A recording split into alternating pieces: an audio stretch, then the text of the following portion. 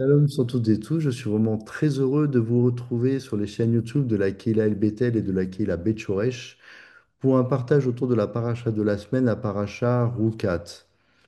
Que Hachem soit béni, que Hachem soit loué de nous donner dans sa grande miséricorde l'intelligence en notre cœur pour comprendre, pour saisir et écouter, pour apprendre et pour enseigner pour observer, exécuter et réaliser toutes les paroles de l'étude de sa Torah avec amour. Amen.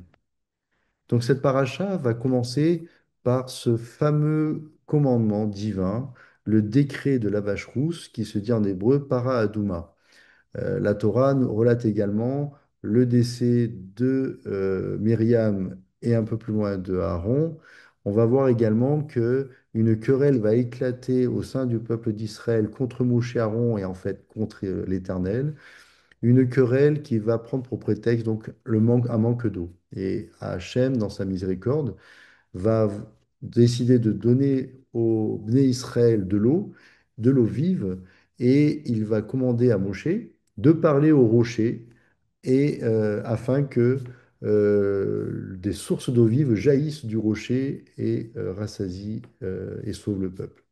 Et en fait, Moshe va aller au-delà du commandement divin, un peu en colère contre le peuple quelque part, et au-delà de parler au rocher, il va frapper le rocher avec le bâton. Des sources d'eau vives vont jaillir du rocher et abreuver tout le Ham Israël, mais son acte va provoquer en fait que Moshe ne pourra pas entrer en Eretz Israël.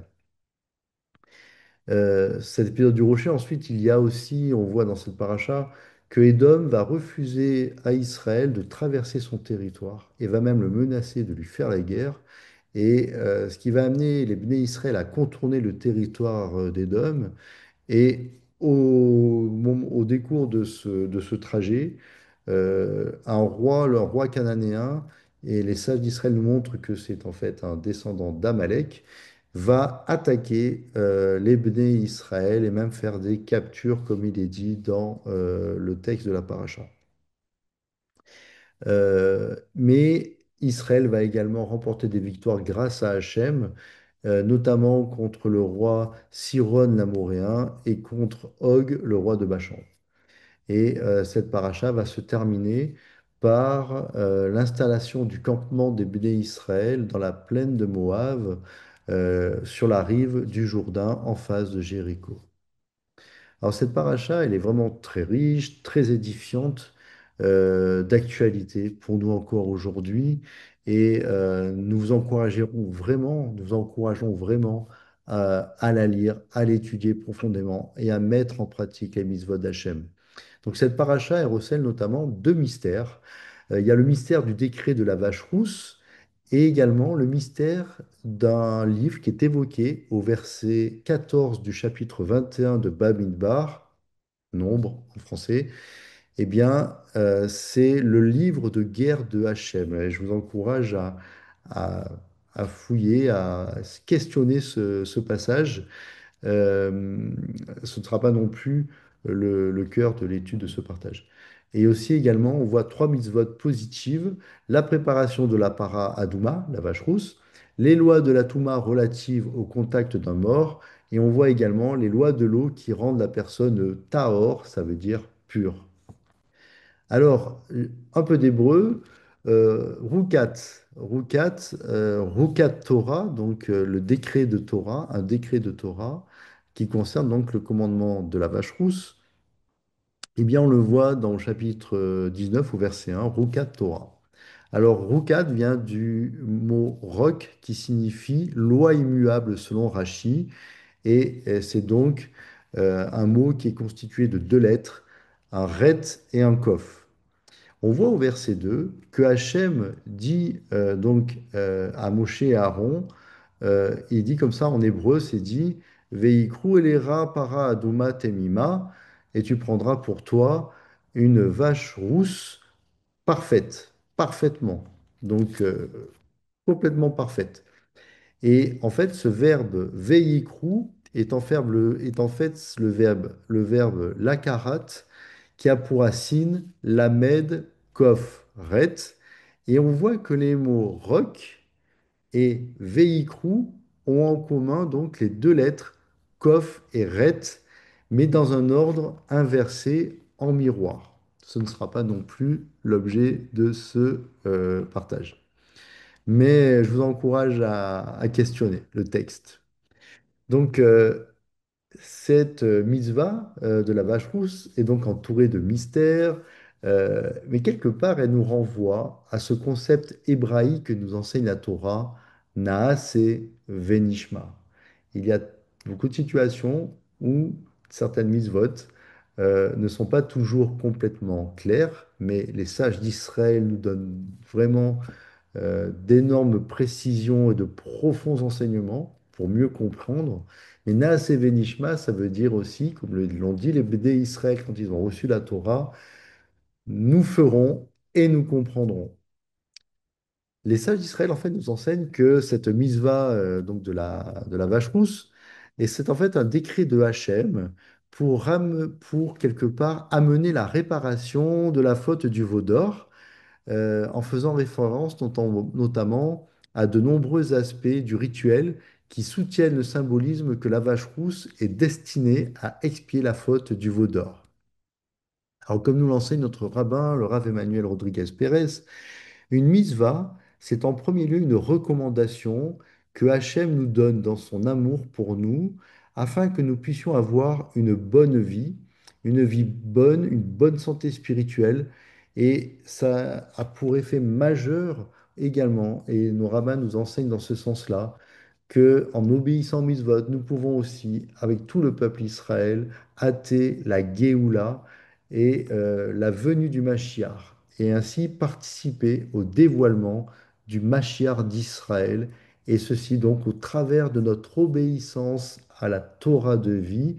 Et je vous encourage profondément à écouter l'enseignement du Rav Emmanuel sur intitulé La Torah du Messie.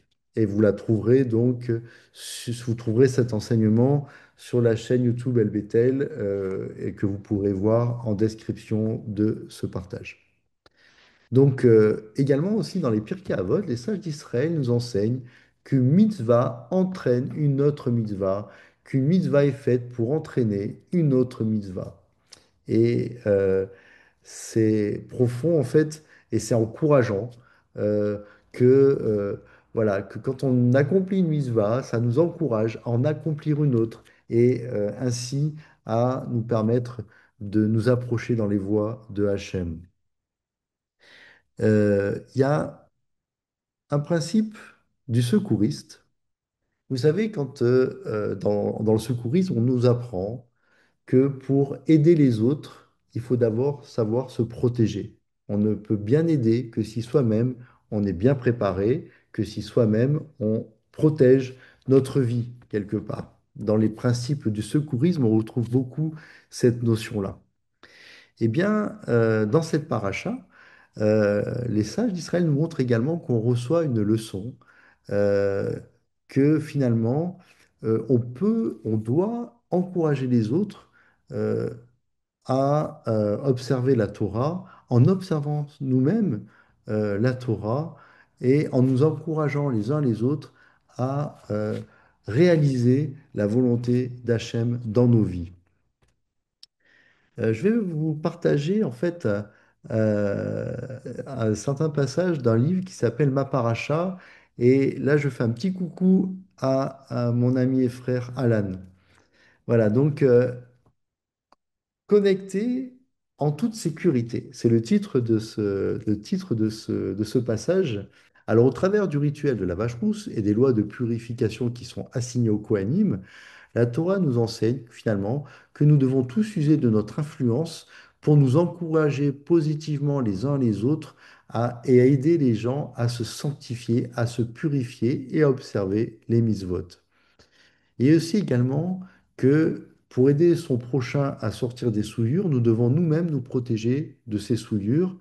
Euh, et quelque part, la Torah nous encourage à lever des clôtures autour de la Torah, autour de notre vie, autour de nos observances des mitzvot, afin de pouvoir continuer et nous protéger également des influences négatives du monde.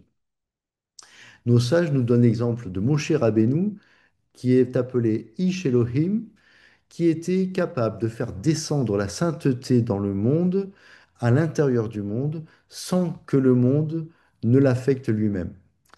Comment aussi ne pas penser à ce célèbre grand rabbin juif, Yeshua ben Yosef de Nazareth, que son nom soit restauré, et un grand nombre de rabbins reconnaissent que Yeshua est le seul à avoir pratiqué la Torah d'une manière parfaite. On a aussi un exemple de Rabbi Meir, et je vais vous lire un petit passage dans un livre. Et là, je fais un petit coucou à mon frère et ami Alan. Euh, il se reconnaîtra et il comprendra. Voilà. Et donc, je vais vous lire ce petit passage, une belle histoire concernant Rabbi Meir. C'était une froide, une glaciale journée après Michelin, et presque personne n'osait s'aventurer au dehors. Avec stupéfaction, deux jeunes illuminés regardèrent Rabbi Meir grimper la colline gelée lors de sa marche quotidienne vers le mikvé.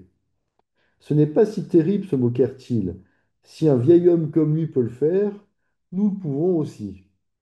Impatients de montrer que ce n'était pas le moins du monde miraculeux, ils tentèrent eux aussi l'ascension. Ils ne purent pas avancer, leurs pieds glissant sur cette glace dangereuse, mais ils persistèrent jusqu'à ce qu'ils dégringolent tous les deux de la colline, se blessant méchamment par la même occasion. Ils regardèrent alors avec stupéfaction Rabbi Meir redescendre calmement la pente glissante, comme s'il s'agissait d'un chemin sûr et sec. Et puis il lui demande, pourquoi étiez-vous capable de grimper si facilement alors que nous avons glissé et nous sommes tombés?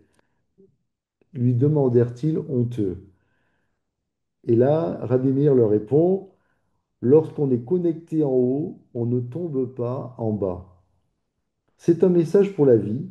Lorsque ton cerveau et ton cœur sont fortement connectés à Hachem, alors même si tu te trouves dans un endroit spirituellement dangereux, tu ne tomberas pas. C'est magnifique, je trouve cette histoire est vraiment magnifique. Et quelque part, l'encouragement à obéir aux mitzvot, et dans nos temps aujourd'hui, dans un monde qui n'encourage pas du tout à obéir à la Torah, nous devons quelque part faire de gros efforts, des efforts avec le cœur pour suivre les voies d'Hachem, écouter ses commandements, ses recommandations qu'il nous donne, afin que nous puissions avoir une bonne santé spirituelle, une bonne vie et hâter la venue du Mashiach. Je voudrais citer le rabbin Yohanan qui nous délivre un témoignage dans le livre des Révélations euh, et qui témoigne que Yeshua parle et dit à la Keilah de Philadelphie, donc on le voit dans le livre des Révélations au chapitre 3 au verset 10, parce que tu as obéi à ma consigne de constance. À mon tour, je te garderai de l'heure de l'épreuve qui va fondre sur le monde entier pour éprouver les habitants de la terre. Mon retour est proche, tiens ferme ce que tu as, pour que nul ne ravise ta couronne. Persévérons à obéir avec le cœur aux mitzvot de la Torah de vie de Hachem. Protégeons nous aussi nos pratiques par une clôture, des clôtures de vie. Protégeons par une clôture sa Torah dans nos vies. Euh, c'est quelque part la clôture de la persévérance de nos cœurs. Je vous souhaite de tout cœur Shabbat Shalom.